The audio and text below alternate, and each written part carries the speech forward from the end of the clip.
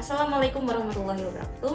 Halo semuanya, perkenalkan nama saya Luluh Firuzari dengan NIM 64235040. Nah, di sini saya akan menjelaskan tentang bagaimana cara melakukan uji validitas dengan menggunakan SPSS. Nah, di sini database yang kami gunakan, yang saya gunakan adalah database penelitian dengan total 39 responden.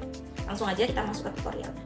Nah, di sini langkah pertama yang aku lakukan yaitu mencari nilai R tabel dengan 39 responden.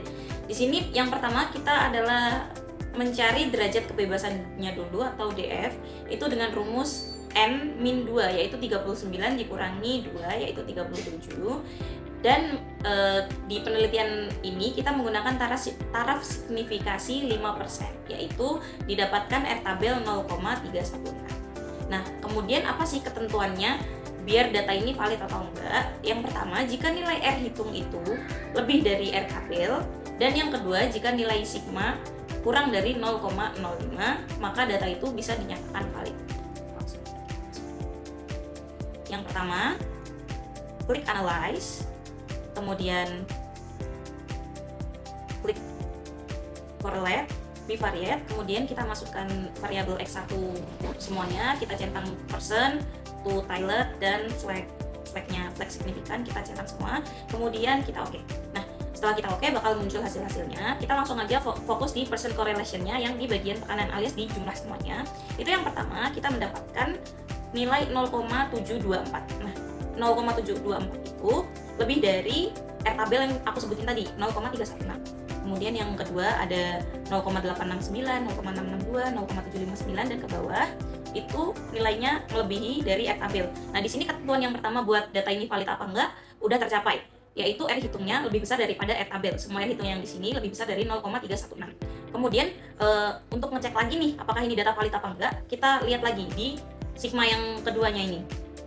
Di bagian sig to tilde-nya itu tuh udah di bawah kurang dari 0,01 semua. Artinya dua ketentuan tadi udah terpenuhi. Jadi data ini valid dan kita bisa melakukan pengujian selanjutnya. Terima kasih. Assalamualaikum warahmatullahi wabarakatuh. Perkenalkan, nama saya Ivan Perdina Putra dengan NIM 64235107. Di sini saya akan melakukan uji reliabilitas. Oke, langsung saja kita ke tutorialnya.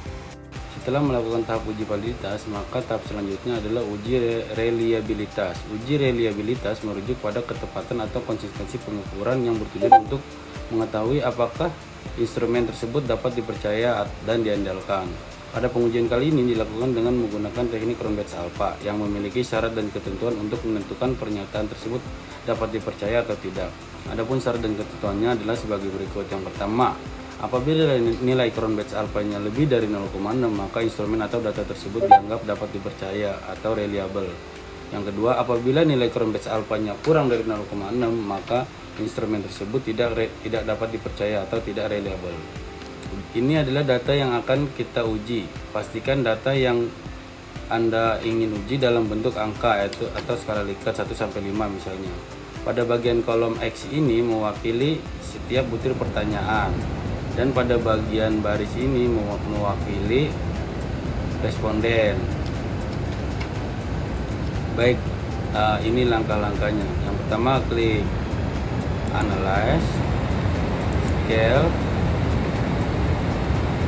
reliability analysis. Nah, ini kita pindahkan X1. Di sini saya sudah pindahkan, kemudian lalu pilih OK.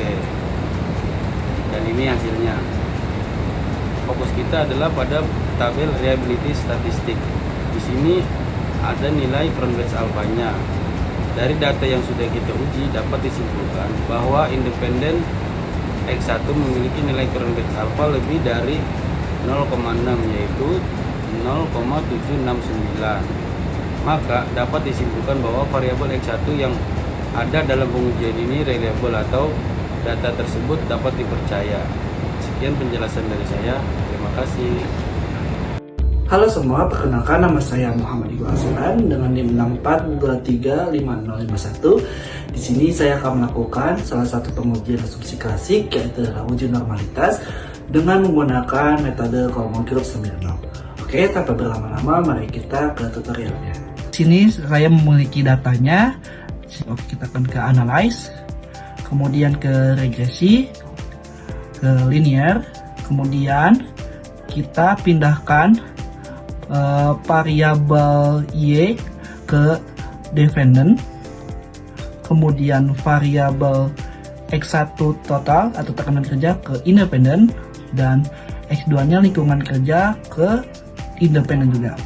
Kemudian kita klik save, lalu kita klik standardizer di kolom residual. Selanjutnya kita klik continue, terus kita klik OK. Nah, ini akan ada muncul hasil dari hasil regresinya, regresi koefisiennya. Kemudian kita balik lagi ke SPSS. Nah, di sini ke data view-nya kita geser ke kanan. Di sini kita akan menemukan kolom JRE1. Ketika dapat kolom JRE1, kita ke analyze, kemudian kita pilih non-parametric test, legacy dialog, kemudian kita pilih satu sampel KS. Kita klik. Nah, kemudian kita masukkan test variable listnya, yaitu standardized residual atau JRE1-nya kita pindahkan ke test variable list. Klik distribusinya normal, lalu kita OK. Nah, ini sudah muncul hasilnya dari one sample Kolmogorov-Smirnov-nya. Nah, di sini bisa kita lihat nilai asymmetric to Taylor-nya yaitu sebesar 0,198. Oke, berdasarkan hasil uji normalitas yang telah dilakukan, diperoleh nilai signifikan atau asymmetric to Taylor-nya sebesar 0,198, di mana nilai tersebut lebih besar dari batas signifikan yang ditetapkan yaitu 0,05. Hal ini menunjukkan bahwa data residual dalam model regresi memenuhi asumsi normalitas. Dengan demikian, dapat disimpulkan bahwa data yang digunakan dalam penelitian ini berdistribusi normal dan dapat dilanjutkan ke tahap analisis selanjutnya. Sekian pengujian normalitas dari saya. Untuk pengujian selanjutnya akan dilakukan oleh rekan saya. Terima kasih. Halo, nama saya Susi Ratnasari Nazara dengan NIM 64235317, kelas 644A25. Kali ini saya akan menjelaskan uji heteroskedastisitas dengan metode Gleiser. Nah, di sini setelah ini kita akan klik Analyze, klik Regression, lalu klik Linear. Lalu kita akan pindahkan X1, X2 ke independent dan Y ke dependent. Setelah itu kita save. Lalu kita klik Under Standardizer. Lalu kita klik Continue. Setelah itu kita klik OK dan akan ada tampilan seperti ini. Setelah itu kita akan ke SPSS. Kita ke variable view untuk melihat kolom res 1. Nah, ini tampilan res 1-nya. Setelah itu kita klik transform. Setelah itu kita klik compute variable. Setelah itu kita akan isi target variable dengan tulisan abrasif, hurufnya kapital semua. Setelah itu kita klik tanda panah. Lalu kita klik all. Lalu setelah itu kita klik ABS. Setelah itu kita akan pindahkan Under Standardizer atau res 1.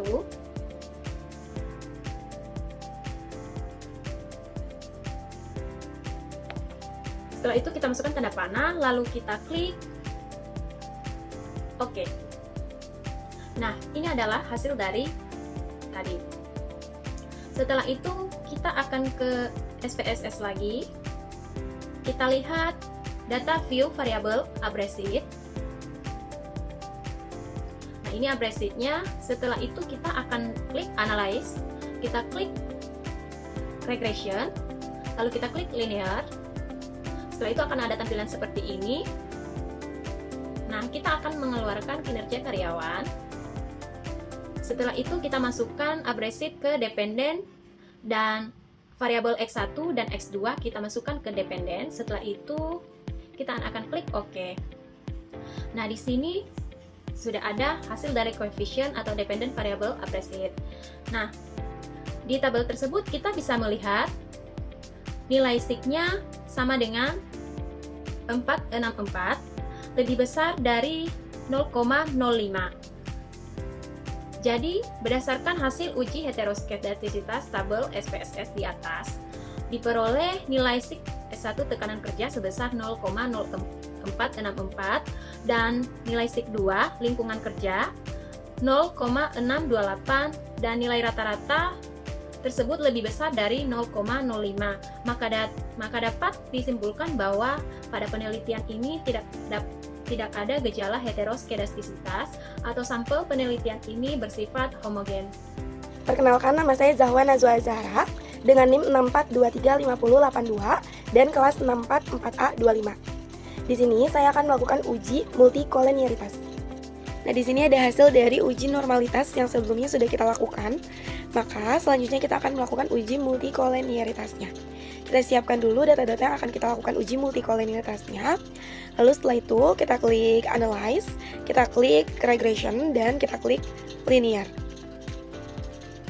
Maka akan muncul kolom Linear Regression. Kita pindahkan variabel X1, X2-nya yaitu tekanan kerja dan lingkungan kerja ke independen, dan kita pindahkan variabel Y-nya kinerja karyawan ke dependen. Setelah itu kita klik statistik, lalu kita centang estimate-nya, kita centang model fit, kita centang part and partial correlation, dan kita centang collinearity diagnosisnya.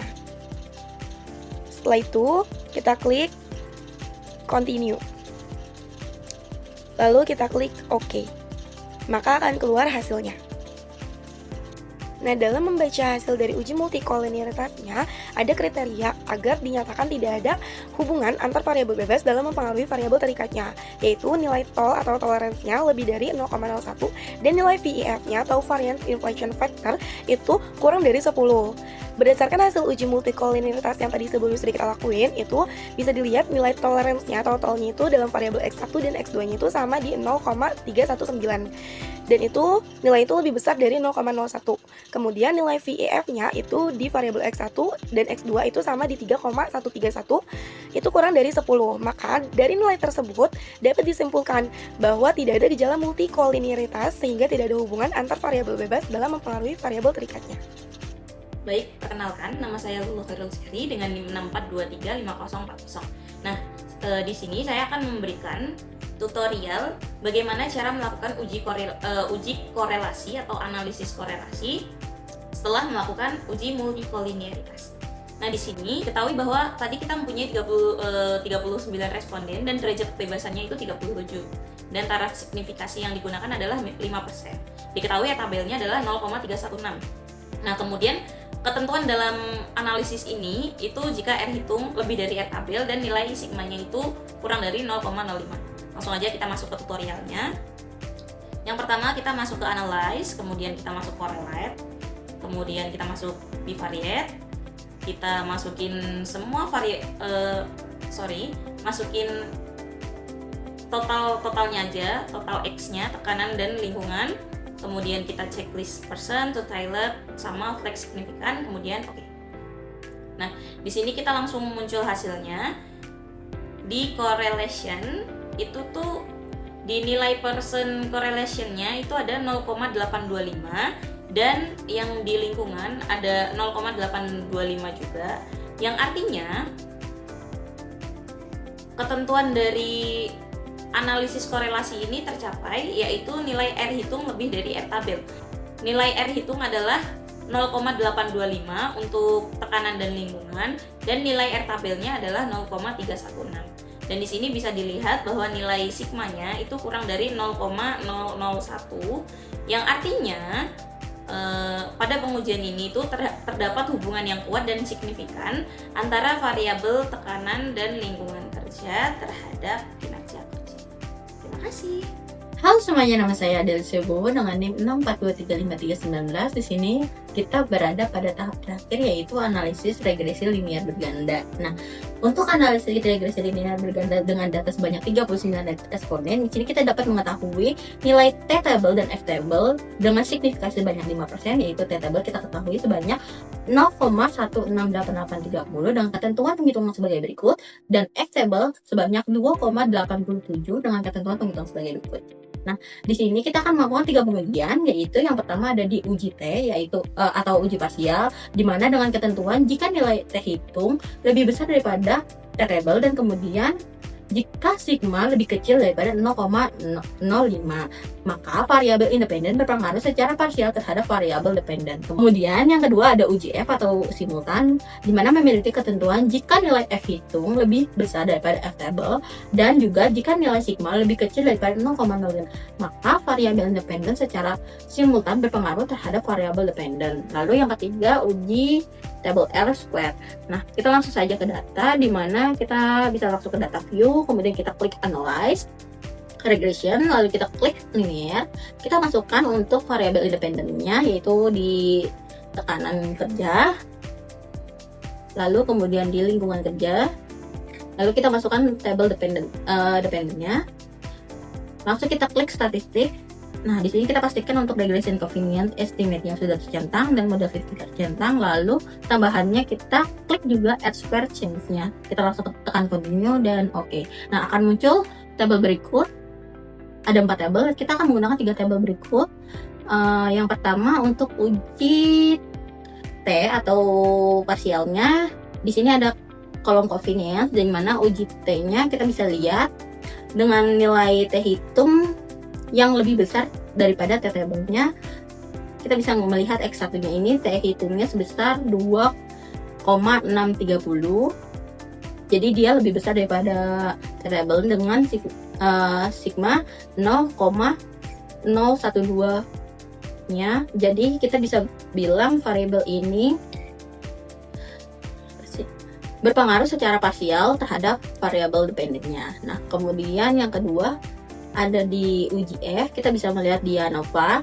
Nah, di sini uji F-nya kita bisa lihat uji F-nya ini kita bisa lihat di mana F hitung lebih besar daripada F-table, di mana nilai F-table tadi kita sebanyak 2,87, maka F hitungnya di sini kita di sini bisa melihat bahwa F hitungnya sebanyak 15,585 dengan F-table-nya itu sebanyak 2,87, maka dia lebih besar. Dan kemudian nilai sigma-nya di sini kita lihat dia masih di bawah 0,05%, maka kita bisa bilang variabel independen ini secara simultan berpengaruh terhadap variabel dependennya. Nah, kemudian yang ketiga kita bisa melihat R-square-nya. Di sini nilai R-square-nya sebesar 0,464, lalu kita presentasikan menjadi 46,4%.